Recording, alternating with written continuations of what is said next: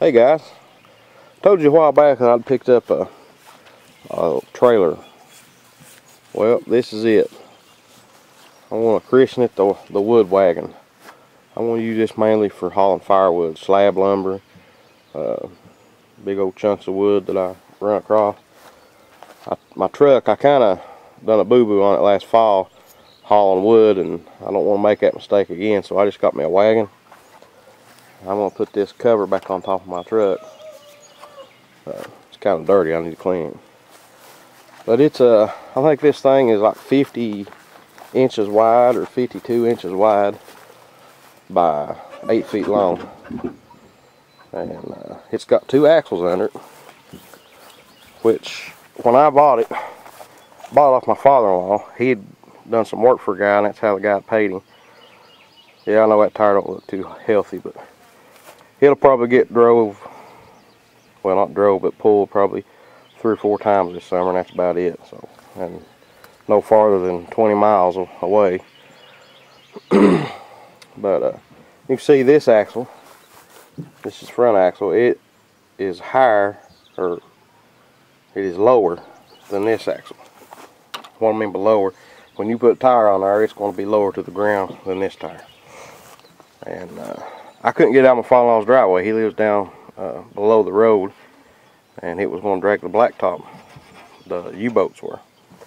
So what I done was I pulled this axle off, and I flipped it and put it on top of the leaf spring. You know, this one's on top of the leaf spring, but what it is, it's like a drop down, a low profile axle, and I just flipped it and it raised it up. And it kind of raised it up higher than I'm wanting. It's about 2 foot off the ground, 18 inches, something like that. Can I wash my hands down? Yeah, go run wash your hands, baby. But it dropped it down, or lifted it up higher than I wanted it to. So I'm probably going to turn the axle back up and just put it under the leaf spring.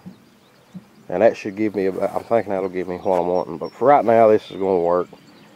I've got 2 more tires that I got the other day. I want to take care of this axle, put it the way I want it. And then I can do that one. I'll pull it up at the garage and work on it. And I think I'm going to paint the frame, replace all this wood with white oak lumber, and do like I done on my chicken house, use diesel fuel on it. Where I work at, when I first started, I refloored a bunch of equipment trailers for them. That's what I used, was old engine oil and diesel fuel, and stained the deck with. About the first 6 months it was a little slick, but 12 years later they still have the trailer and the wood's not rotted. So I think it done a pretty good job. So I need to figure out how I'm going to do the tongue. It's got this little old twist knob that holds it onto the ball, and this jack doesn't work. And I thought about just cutting the rivets off of it, and just buying me a little jack and weld it in there. Or I really don't know. I don't know whether to buy the prefab piece and just put it in there, or just to weld me in a piece of 2-inch round or square tubing and then put me a receiver tongue on there. I don't know what I'm going to do yet, but I've got it now. I can pull with it. I need to get the lights fixed. You can tell it's set for a while. It's set beside a guy's barn, and all this wood that's gone, and that's horse damage. Horses chewed on that wood and kicked that panel back there. That's why it's like it. But it's a good trailer. I mean, it's heavy, built heavy duty. I mean, it should last for years if I get it, the way I want to. But that's going to be the wood wagon. That's what I'm going to haul my firewood with. I've been working on my pile a little bit. I still need to cut all that up.